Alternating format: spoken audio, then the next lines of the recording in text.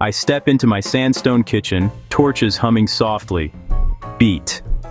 I set a clay pot on the hearth. Flame rises, I nod to you.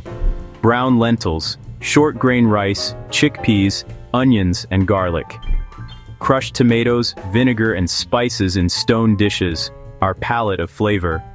I rinse lentils in a bronze mesh, water cascades like the Nile. Into the clay pot with cumin and salt. Simmer, steam kisses the air. I spread them to steam dry. I toast rice in oil, grains shimmer, a whisper of cumin blooms. Hot water, lid on. Lift and fluff, pearls of rice, perfect. Into boiling salt, I rain vermicelli in small tubes. Drain in the stone colander, steam rises. Overnight soaked chickpeas, bay, and a clove of garlic go into the pot. A gentle simmer, and they emerge butter-soft and bright. For the tomato sauce, I sizzle minced garlic in oil.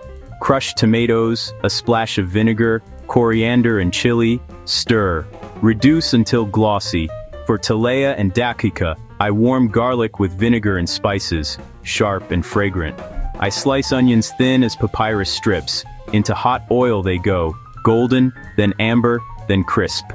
Assembly. Lentils, rice, pasta, chickpeas, a river of sauce, a drizzle of talea and dakika, and an onion crown. Steam curls before lotus columns, Egypt on a spoon. Like and subscribe, my friends. Questions about the recipe? Ask, I'm here by the hearth.